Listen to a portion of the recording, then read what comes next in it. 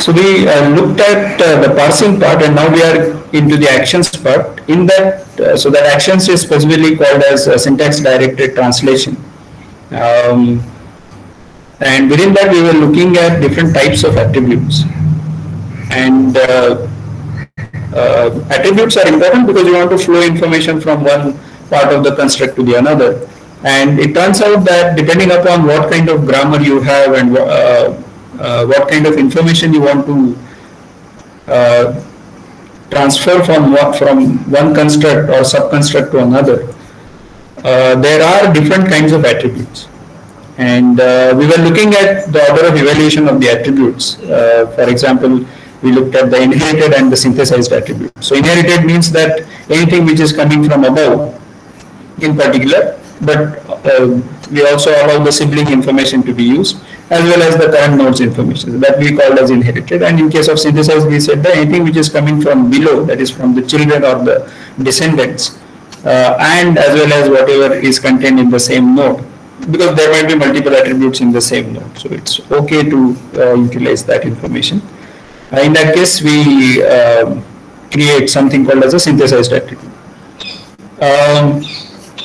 And we said that if there are only synthesized attributes in the SDD, then there exists a specific evaluation order. But when you have only inherited, then it becomes a problem because the siblings might depend upon each other and so on. So there were two questions that we asked. So how about when the attributes are both synthesized as well as inherited? Right? So what happens in this case? But as soon as you have only inherited, that itself is a problem, and therefore that is the second question. And therefore, when you have synthesized as well as inherited, definitely the order of evaluation is not in general decided, or in general it is not fixed. So we'll have to put some restrictions on this, and that's what we'll discuss. So as an example, if I have a production like A deriving B, right, and then there are two attributes, small s and small I, so that I can say A dot s and B dot I. S essentially means that it's a synthetic attribute, synthesized attribute, and I means that it is an inherited attribute. Then I can have an interplay between these synthesized and inherited attributes, and I can have statements like this. So this particular example is a combination that we were discussing on the previous slide. And yeah, so A dot S is defined in terms of B dot I, right? That means that there is a synthesized attribute which is reading the inherited attribute, and therefore definitely we have the grammar has, or the SDT is using synthesized attributes, whereas B dot I is defined in terms of A dot S, which is the head, and therefore it is inherited attribute, right? So only because I am using I or S or something, that doesn't mean that it is inherited or synthesized. It just means that we have to still figure it out what we are doing. Right? So here, that's what this says, that the head is defined. Here head is A, and that is defined in terms of the production. And therefore, when you look at the parse tree, A is going to appear above and B is going to appear below.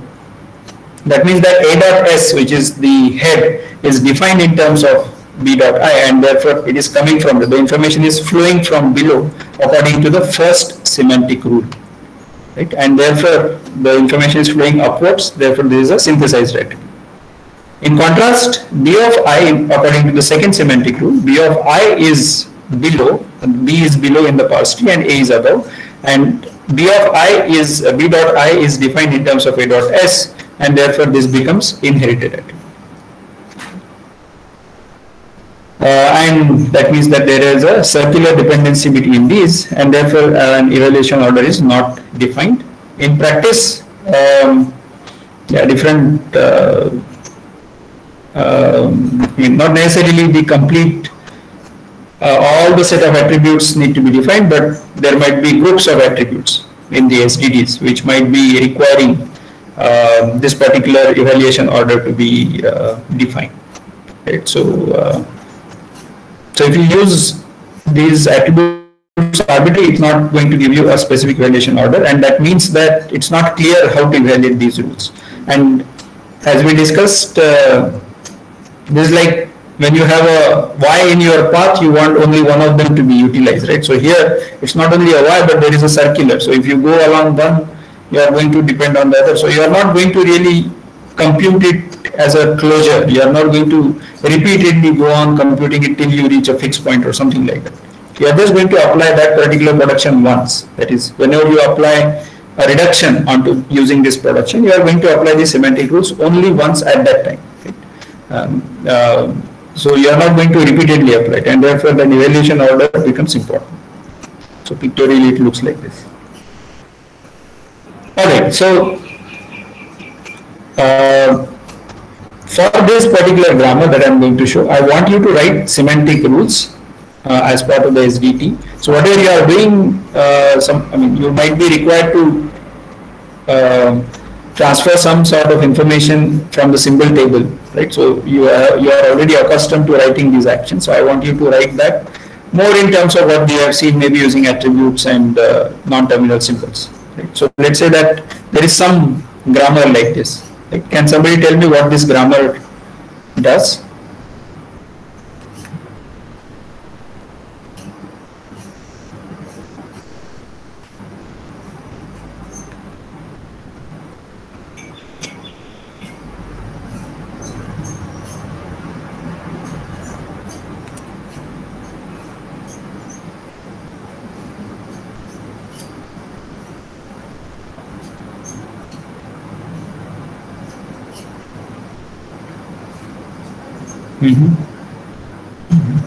Okay, good. So it's multiplication of digits, and I want you to write down the SDT corresponding to this. So now you understand this, that there is a multiplication happening at the bottommost level is digit, and then that T1 prime, this T1 is just to distinguish between this T prime and this T prime. But otherwise it's the T prime might derive some expressions like star ft prime, or it might derive epsilon for the degenerate case, right? So that is the important part. The rest of it is the recursive part, which is going to just apply this multiple number of times, digit followed by star digit, star digit, star digit, and so on. So I want you to write down, since we are talking about digit, which means that is 0 to 9, you are able to compute this product at compile time. I want that information to be available in T's attribute, let's say T dot val, and I want you to write the SDT corresponding to that. Right? So please spend some time thinking about it, writing it down, and then we'll discuss.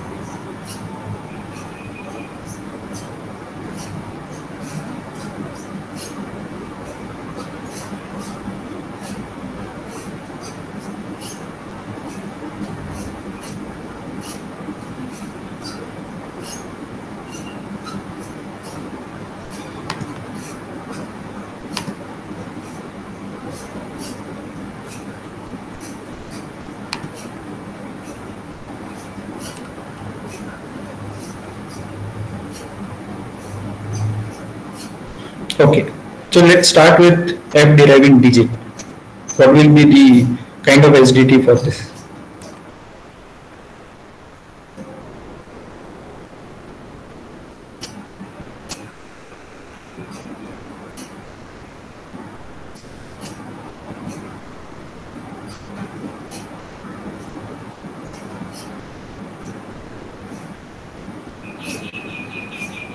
Sure. F dot val equal to digit, whatever is the digits value that we can write. Sure, good. With that information now let's fill up the others. What about T prime deriving epsilon?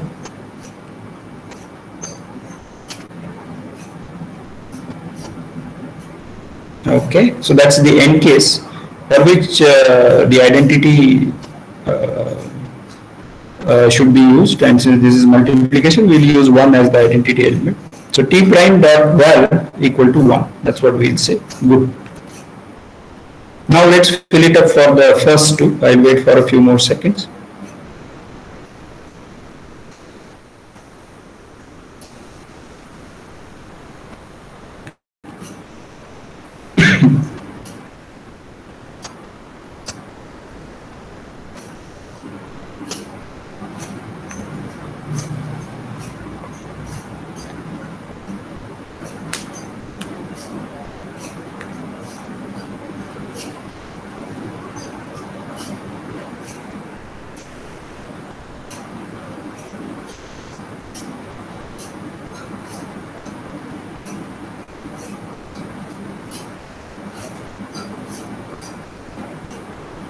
T prime dot val equal to F dot val into T prime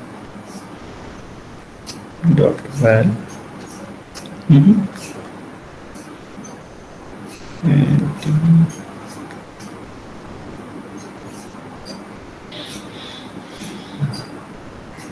Okay.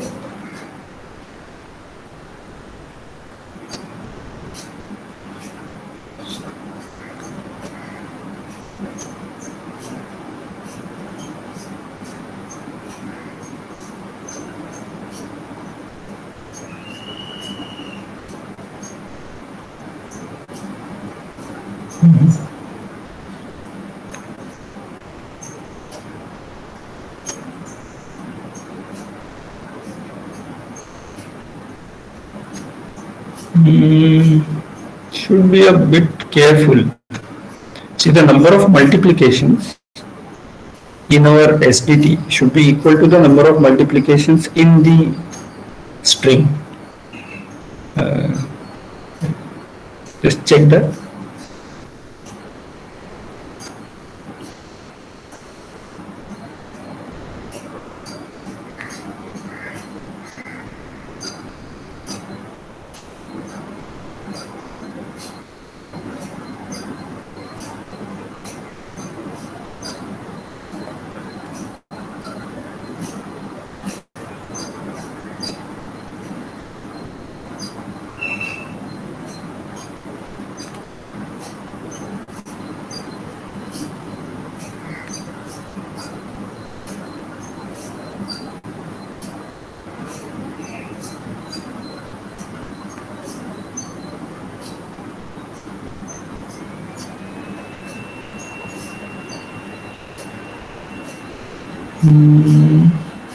Yeah, maybe it is correct.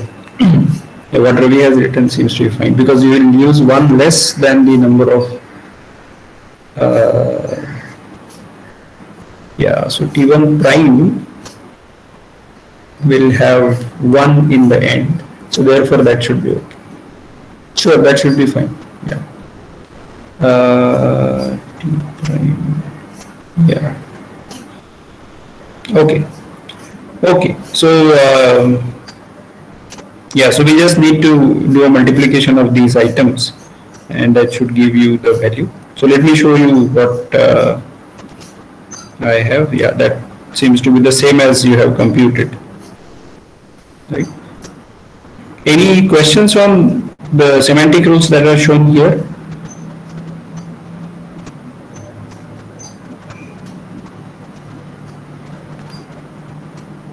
Anybody has any doubts on why we got such a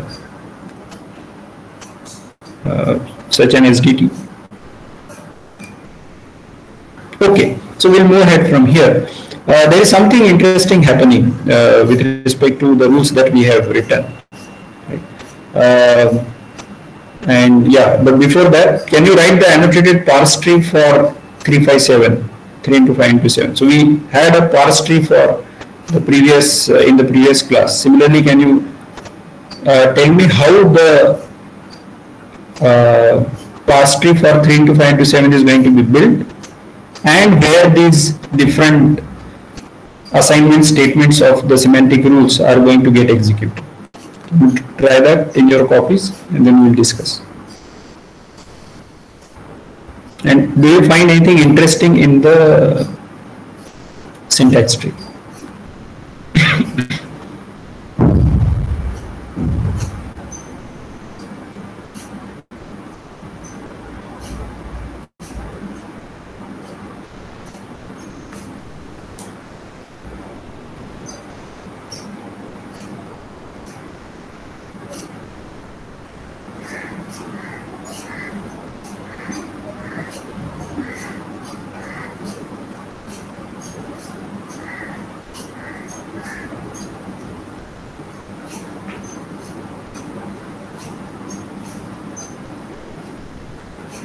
Okay, any observations?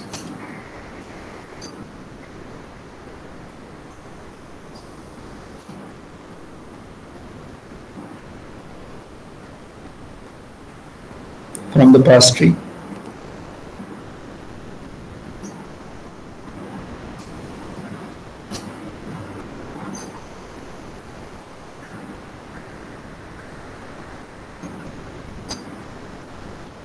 Or even from the grammar. I think even from the grammar you might be able to derive some conclusion, some observation, which is more evident from the parse tree, but even grammar should be able to give you that.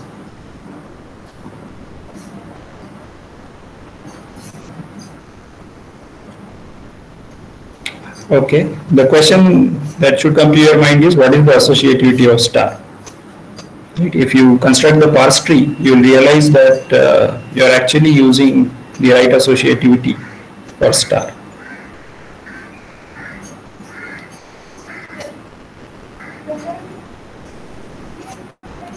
Okay, so now the question is, can you make it left associative?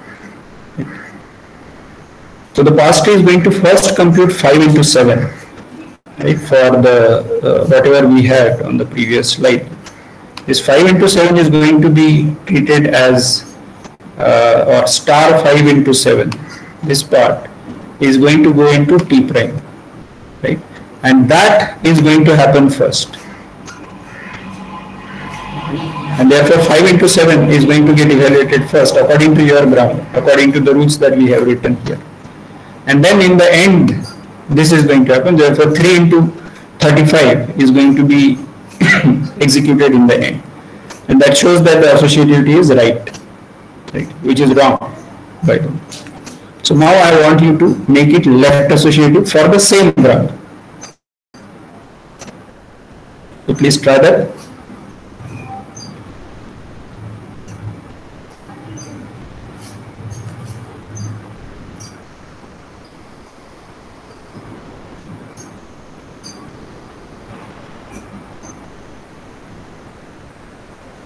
I mean, imagine that these are, that star could be an exponentiation operator, or that digits are no longer digits, but those are matrices. In such cases, the answer that you will get by evaluating is going to be wrong if you follow the right associativity. For exponentiation, it might be okay. It will give you the correct answer, but for matrix multiplication, it will not.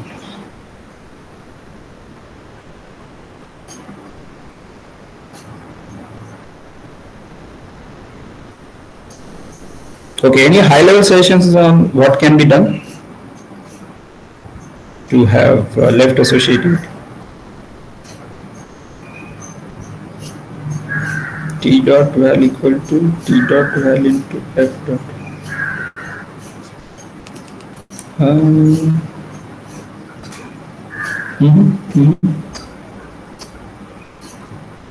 Yeah, something of this sort we'll have to use. Yeah, currently what we did in the previous case was that we were using that val attribute, which was getting evaluated bottom up. Right? So we were using only the synthesized attribute. Right? In this case, we'll require some use of that inherited attribute. Right? We actually might require both inherited as well as synthesized, and you have to think about that. And at a very high level, conceptually, you might find similarity with what happens in tail recursion. Right? In case of tail recursion, we typically pass on an additional, whatever is the current sum or current multiplication or current computation that we have to be passed as a parameter. Right? Something similar is going to happen here. Yes, that's true. So all of you seem to be on the right track. So that term, that f that you are finding out in the first production, that needs to push that information to somehow t prime, so that when you come to the star and then the next f in production 2, you are able to perform that by connecting the attribute from this t prime to this t prime. So that f goes inside this, that t prime is here. This value needs to be used along with this star f to compute the value, and then together that needs to be transformed to or passed on to this t prime, t1 prime. Right? So that's what I am showing you in the semantic rules. So let's study that. The final rule remains the same as it was before. This rule will come, the third rule will come back in the end. This is what I was talking about, that t dot val, no, this is the final one, t prime dot inherited attribute, right? So that's what, that should somehow get the value from f. This will, second rule of the first production will come to in the end, but essentially that means that the final value is going to get computed in t prime, and that is going to be coming bottom up. So this is the starting of, so there are two passes here, one is the top down, another is bottom up. While doing top down, the inherited attributes get used, while doing the bottom up, the synthesized attributes get used, and the shift happens at the end of the productions, that is at the end of the parse tree, which is going to be this. Right? So the transformation from inherited to synthesized is going to happen in this last rule, but let's understand this step by step. So I am going to pass that f dot val, whatever is that digit value, to t prime here.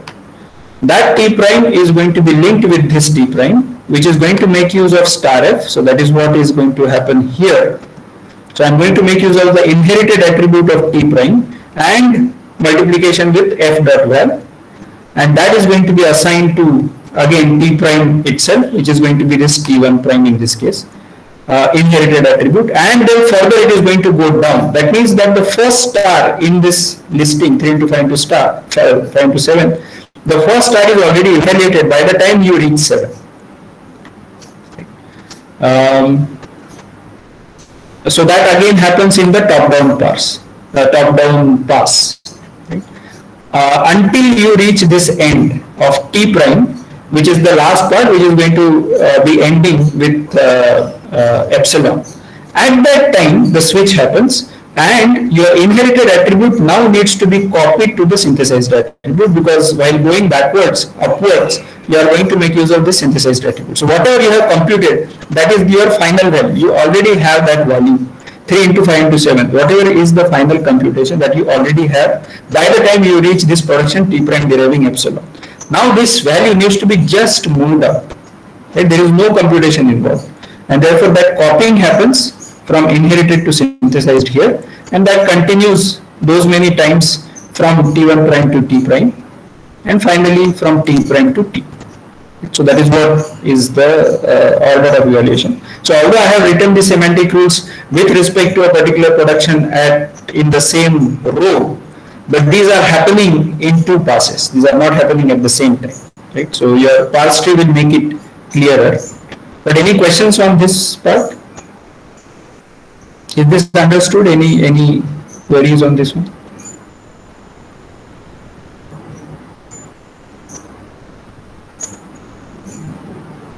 Okay, so let's look at it pictorially. Right, so you have this. This was our parse tree, which is going to have this 3 into 5 into, well, I think I have only 3 into 5 here, right, just to reduce my work. But okay, so let's see. So this happens 3, then that goes to the inherited attribute f dot val, and well, f dot val we can call as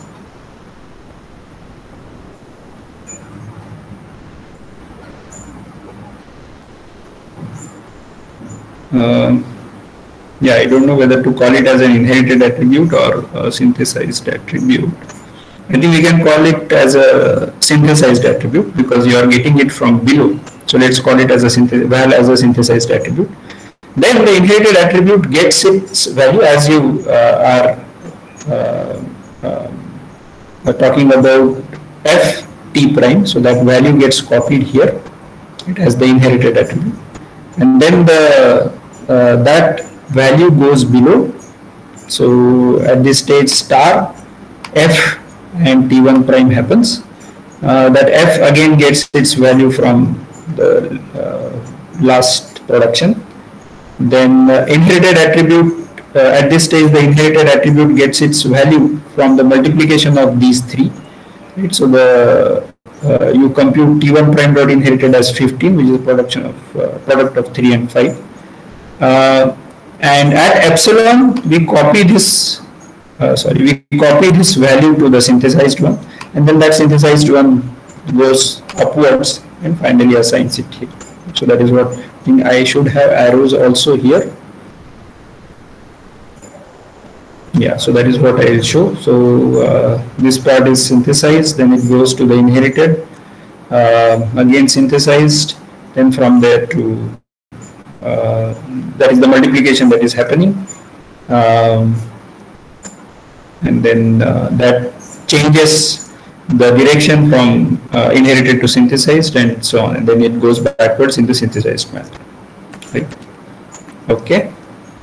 So this particular graph which shows the order of evaluation, this is called as a dependency graph, and we expect that the dependency graph is acyclic.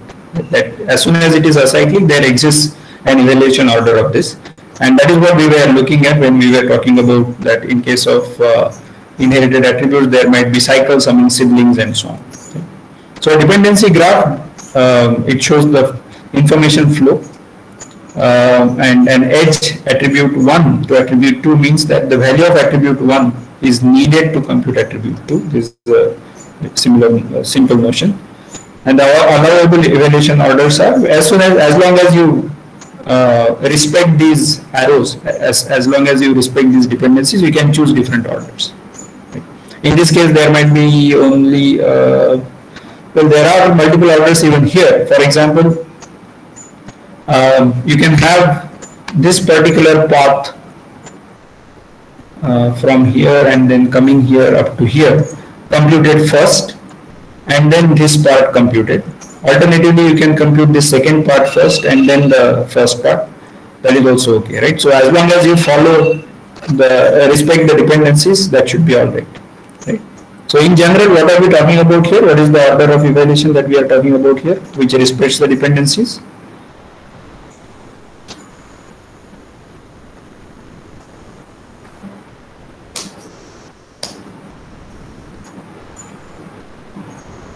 Going back to PDS, what is the evaluation order in this dependency graph?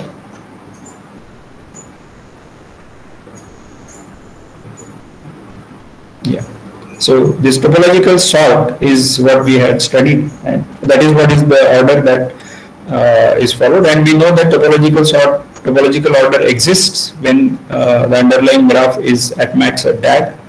And we expect that to be a DAG with respect to the attribute dependencies. Right? So, yeah, essentially that was my question. So while writing the actions for different productions in your YAP grammar, you have to make sure that you avoid the cyclic dependency. That is what it means. You can have arbitrary set of actions at different places in between and so on. So that is what is happening here actually. That you have these actions being taken at different places, The inherited part, the inherited actions are getting taken as you follow the evaluation order, and therefore you will require those actions in between the non-terminals in the diagram, because you are getting some information from above and using it to store this information such that it is useful for the next part. So that forms your inherited attributes. At the end of the production, whatever actions you take, that means that the reduction has happened. That means that you have now seen all the body of the production. Now you are ready to update the head so that the information passes upwards. In that case, whatever actions we have at the end are typically the using the synthesized attributes, right? Whenever we use $, for example. Right? When we use $, on the left hand side, when we use $, on the right hand side of equal to, at that time we are essentially using inherited attributes. Okay. All right. So yeah, cycles won't have this particular evaluation order. Okay, so let's come back to this slide. So we said that if there are only synthesized attributes, then there exists an evaluation order bottom up, right? And then, so that particular SDD or SDT is called as S attributed SDT. I mean, S is for synthesis. Right? So S attributed SDTs always have an evaluation order. The evaluation, the SDT that we had computed for this particular calculator in the previous class, this is actually an S attributed SDT, which means that we were using only the bottom up traversal in computing the values. And as you can see, all the arrows in this dependency graph, in this also called as annotated parse tree, all of those arrows are going upwards, and that shows that we are using an S attributed grammar or S attributed SDT. So just to put that in words, every attribute is synthesized in SDT. A topological evaluation order is always defined, right? And any bottom-up order of the parse tree nodes, as long as you respect the joins of the dependencies, that should be okay. In practice, we use pre-order because we want well, essentially we just need to go from left to right. And since we are talking about the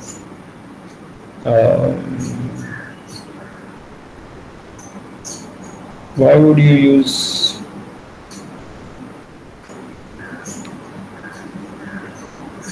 specifically pre-order?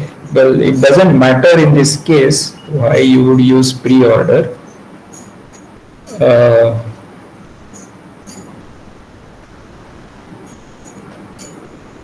Yeah, I'm not sure what is the advantage that you will get, because specifically of pre-order, you can use as well post-order traversal.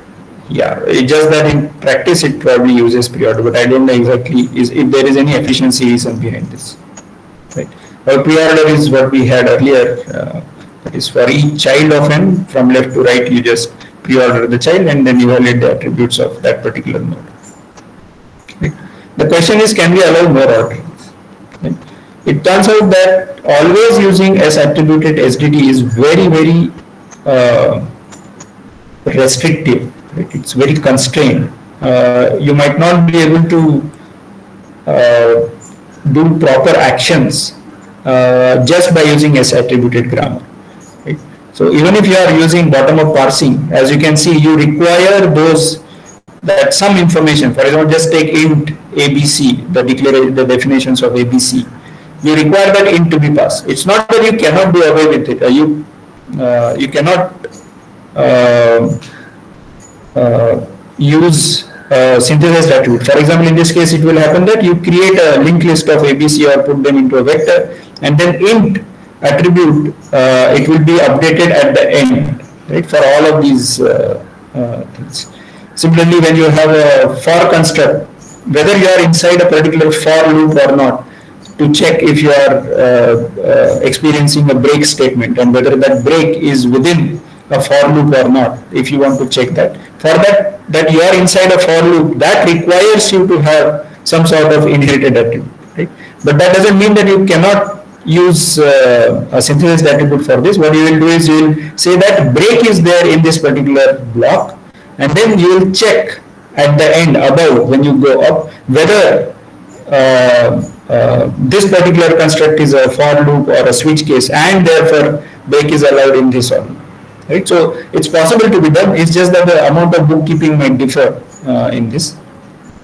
However, it becomes sometimes very easy from the perspective of parsing to, or from the perspective of the actions associated with parsing, to have to make use of this inherited attributes. Right? So can we allow more such orderings is the question. So essentially that leads to that, can we still allow some sort of inherited attributes? Right. So any questions on this one? Any suggestions on this one?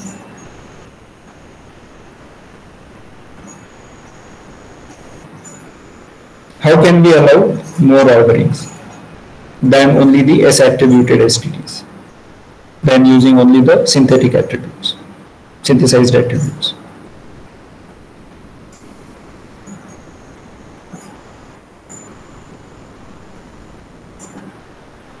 Okay, so the question here is that the issue here is that we don't want to allow cycles, but what S attributed SDDs allows are very restrictive DAGs. Right? It doesn't allow something more than that, and therefore we would like to add more dependencies in this dependency graph, as long as it doesn't create a cycle. Right? So that is what we are going to look at now. So the S attributed STDs are too strict. There exist other orders which are acyclic, which also it disallows. Right? And as you will see, quick example. So if a non-terminal uses attributes of its only parent, right, and no sibling attributes, then it is guaranteed that it is going to be only not creating any cycle with respect to the inherited attributes. Right? If it uses the attributes of only one side of the siblings, let's say left siblings or only right siblings, then we are sure that there is an ordering, and therefore no cycles will get created. Right? So that essentially is going to lead to that a particular node may use the information from above and from left, let's say. Why left? Because we usually parse from left to right. In case of Arabic languages, we might say that from above and from right. So in this case, if as long as we allow that, it might still be okay, reasonable, not to create a cycle, and we'll still allow certain orders, and that's what is going to be the definition of an L attributed grammar. It's not called as I attributed, it's called L attributed. L stands for left to right, essentially. Right? So L attributed STDs is that each attribute of a non-terminal must either be synthesized, which is bottom-up propagation of information, or it should be inherited, but with certain restriction, and the restriction is from above and from left. Right? So for the production A deriving x1, x2 up to xn, the inherited attributes of xi, any of these xi, the rule may use inherited attributes of the head of the production. Right? So that is was the inherited part of it, or it can use the inherited or synthesized attributes of x1 to xi minus 1, whatever is appearing on its left. Right? That means that you have seen it, and you have processed those, you have created actions or executed the actions corresponding to x1 to xi minus 1. So as long as you use it, that should be okay. Right? And as well as you can use it of itself, as long as it doesn't create any cyclic dependence. So as long as you follow that, a particular evaluation order is always defined, and this L attributed STDs give us the best possible evaluation, the best possible expressivity in terms of how the attributes should be used in our grammars. Right. So yeah, so that's essentially what I wanted to cover about the L attributed STDs. One last question before we stop. Have you seen any such STD which uses L attributed STD?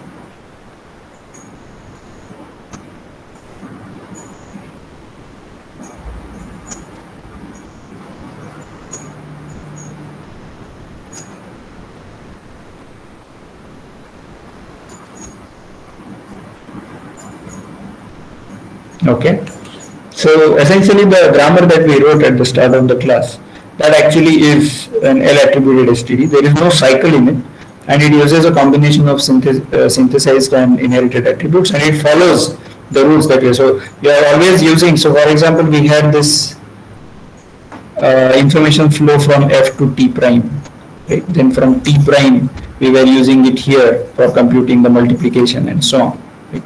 And then the multiplication used to be followed into T prime, T1 prime, etc. So that was essentially creating, allowing us to use both synthesized and inherited in a particular order without creating any cycle. So this was an example of L attributed STD. Right. So we'll stop here. We'll continue our discussion further. Non-L attributed STD I'll give maybe in the next class. So any quick questions? So what is the duration of the quiz also? Is it open book? Yeah, the duration of the quiz is likely to be 60 to 90 minutes. Is it open book? Yes, it will be an open book. Any other questions?